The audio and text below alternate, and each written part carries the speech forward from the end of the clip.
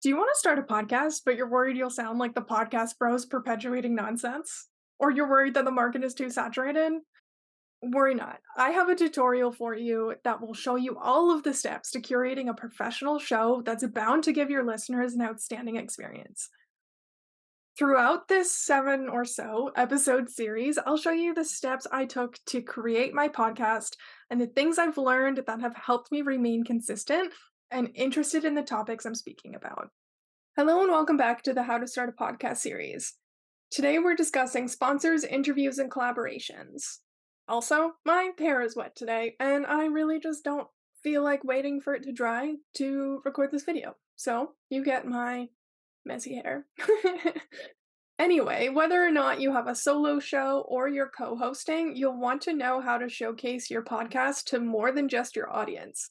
You'll also want to know how to pitch it to competitors and collaborators. Today's episode will be guided less by subtopics and more by themes of nurturing relationships to get people you admire to want to support and participate in your show, how to develop your pitch, and making it easy. Now, interviews, collaborations, and sponsors. What are they? In my opinion, a true collaboration is when you and your guest share the same audience and you bring your diverse expertise together in order to dive really deep into a topic that's relevant to both of you and serves your audience in a greater capacity than you're able to on your own. A collaboration can also be two people working on or co hosting the same project, splitting the work and bringing together the diverse skill sets of a composer and a producer. A true interview is where you host a guest with an expertise that's different from your own and you're asking them questions to inform yourself and your audience about a topic that's new to you but related to the topics you cover in the rest of your show. For example, a true interview for me would be with someone who's an expert in health and wellness, a topic I discuss from time to time as it's relevant to creative development and it's a personal interest of mine, but I'm by no means an expert. This type of interview will consist of more listening on my part and guiding the conversation by asking questions that offer the interviewee the opportunity to further understand the beginner experience. Talking to a creativity coach for me is more of a collaboration as we're ping ponging ideas off of each other to serve the same creative audience. The questions you ask your guest and the nature that they get answered differs based on your guest and the subject matter you're covering. So, to reiterate, a collaboration introduces more of the type of people who already like your show, and an interview introduces new types of people.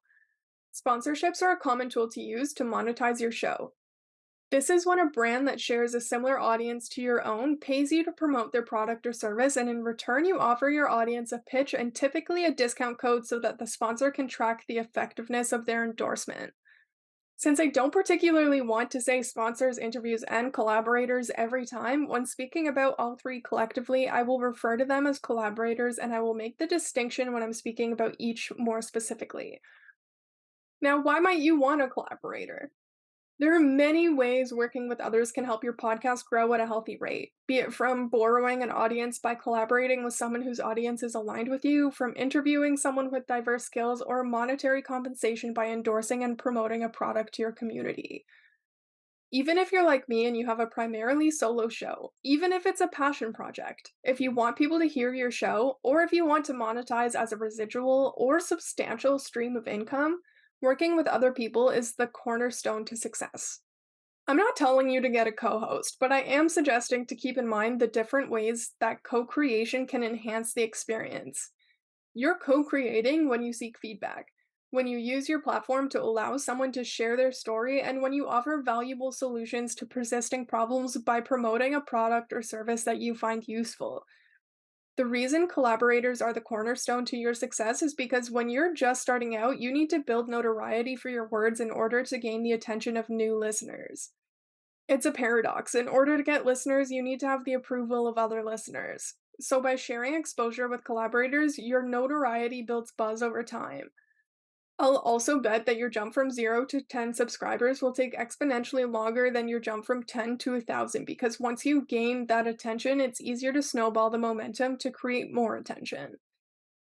With all of that in mind, remember that notoriety is not the only important thing. When you have a show that's enticing, well produced, and well thought out, people will find it and stick around for the sheer quality. I encourage you to aim your focus towards creating the best show that you can create rather than focusing on building your listener base. You could choose to develop a strategy to go after all three collaborators, sponsors, and interviews. However, I will suggest not to go after all three at the same time. I say this so that you can analyze the effectiveness of your efforts. For me personally, I started with collaborations and interviews to offer my audience diversity in the way that I discuss my content pillars and main topics. After I'm satisfied with the size of my audience and I have a semi consistent stream of collaborators being a guest on my show, I'll pursue sponsors more proactively. Now that you've decided what type of collaborations you want on your show, now we'll discuss how you actually get them. Ultimately, you'll want people to reach out directly to you as opposed to seeking people out. I know some really, really lucky people who have never reached out to a sponsor, yet they get sponsorship agreements on a regular basis. But this is mostly due to the size of their audience. If you're with me in the slow growth game, if you start cold calling, you'll hear far more no's than you will yes while your audience is still small. This is why I focus my energy towards collaborators and interviews as opposed to going directly to sponsors because I know when my audience grows big enough, sponsors will come to me. You can get people reaching out to you for any collaboration opportunity by providing a business email in your description and guiding listeners to reach out to you.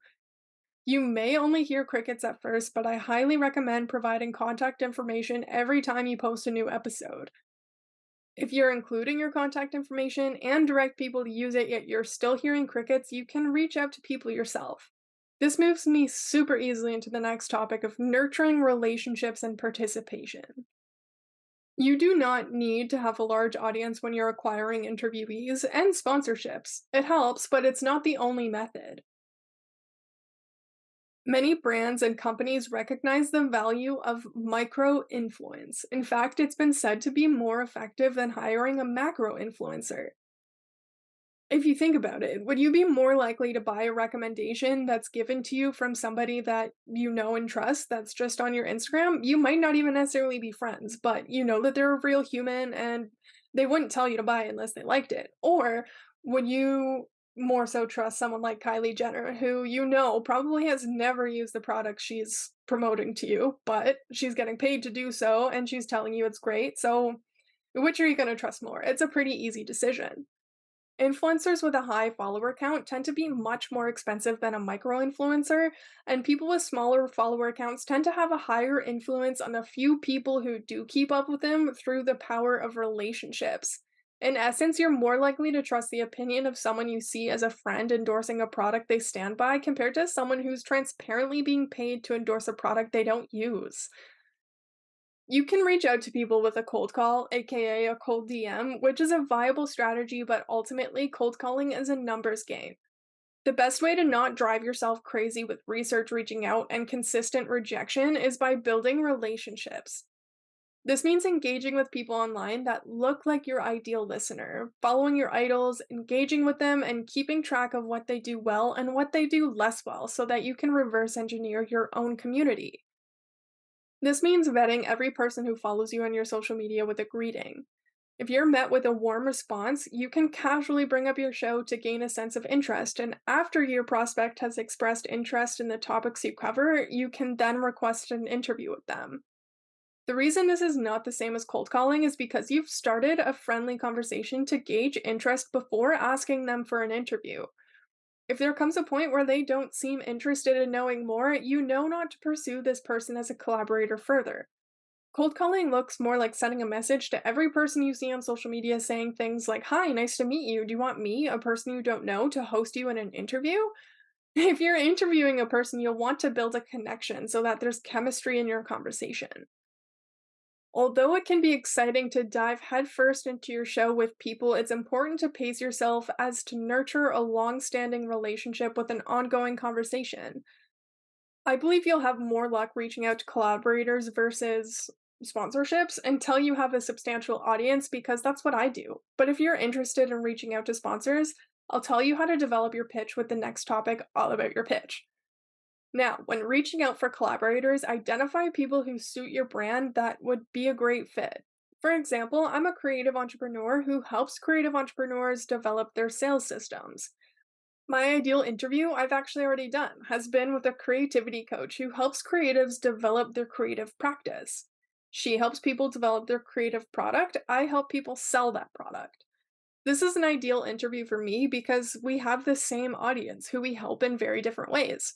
As for sponsorships, before reaching out to sponsors, follow and engage with the brands you'd want to sponsor you and showcase your pitching skills by promoting brands that you use regularly but haven't actually sponsored you to do so, so that you can offer your prospect sponsors a portfolio of your pitching style.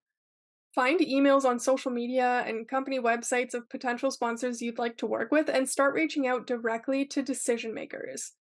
Also, find brands that have already sponsored other people so that you know that's within their strategy. When you're reaching out, remember to highlight what the sponsor will get out of your agreement. If your audience is still small, highlight your show in a way that appeals to a sponsor so that they can weigh their return on investment. For example, if I were reaching out to sponsors, I'd be transparent and say, although my audience is small, my show is gaining momentum and growing, and I'd love to feature your product in a pitch segment. This is a strategic investment for you as it will allow your audience to see your product in a different light by showcasing how it enhances creative and entrepreneurial lifestyles by providing XYZ. This will also showcase your audience that you're committed to supporting creative lifestyles and small businesses, which is an asset to customers you serve, since I haven't seen you showcase your product in a way that highlights the benefit towards this particular group. This is a SparkNote structure of how I'd create an email to a sponsor. If you really want to nail home your pitch, customize it with industry data. Perhaps their competitors supporting creators like you, or perhaps they've overlooked an untapped market for their product to offer their solutions to new people. When you're reaching out, essentially asking someone to pay you, you're going to want to sound professional, knowledgeable about them, and really lay it out to be a beneficial offer for them. They already know that you wanna make money, and that's totally fine. You don't have to have any type of reason to wanna make money. Money is great. But in order for them to give you their hard-earned, real life, actual money, you're going to have to make it really easy for them to decide to do that. I have a super secret goal to get a big name on my own podcast. I highly doubt big names are reaching out to collaborators, so when it comes to pitching your show to a potential big name guest, here's my approach. Highlight what's relevant to your audience, not what's relevant to you as the creator. I started my podcast to discuss the personal development I've undergone as an entrepreneur and a highly sensitive person with a creative soul.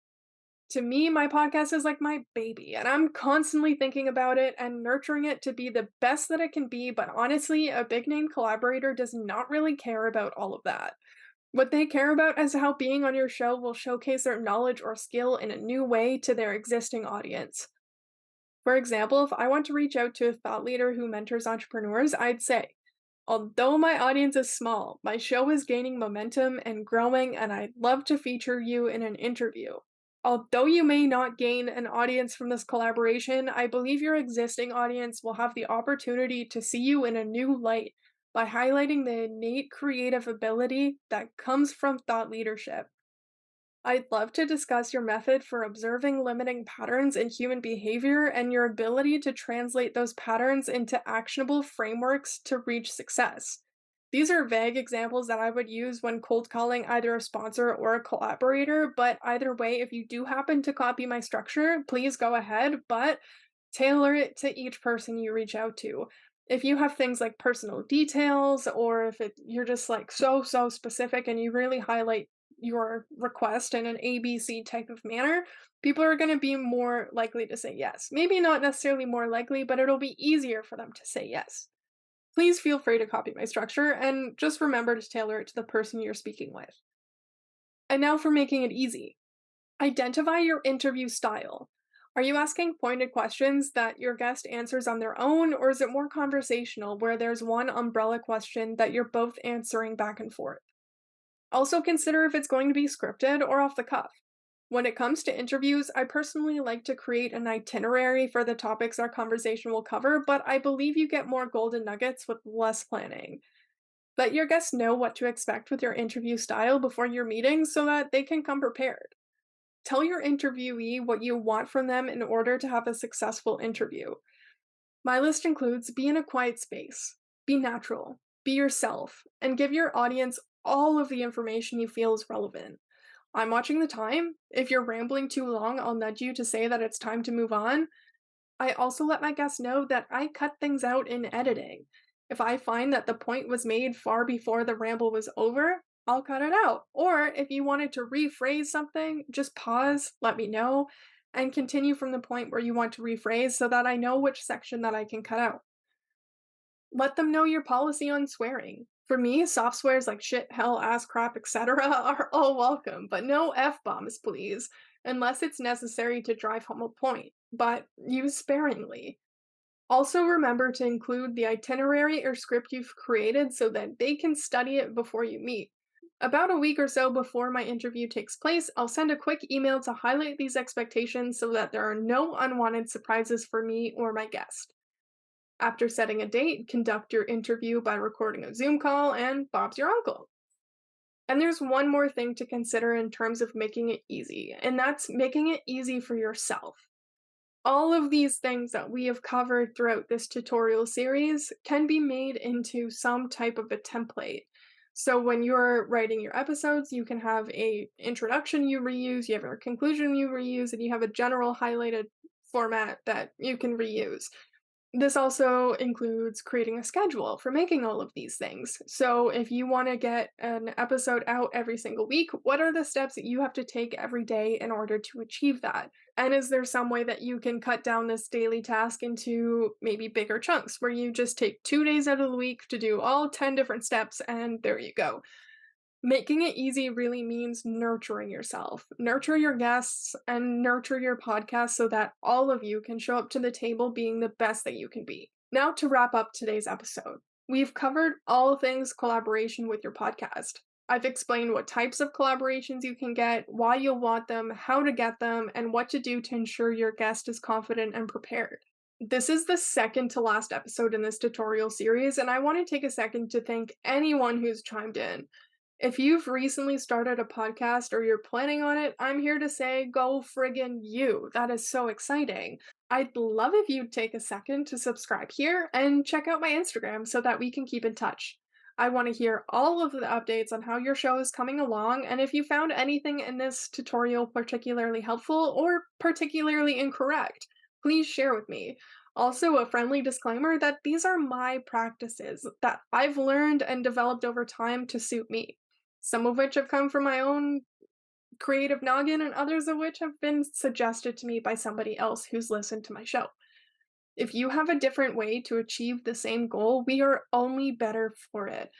If you happen to have any tips for me on how I can make my own process smoother, again, we're better for it, and please share. Thanks again for being here with me, and I'll catch you in my conclusion. Cheers for now.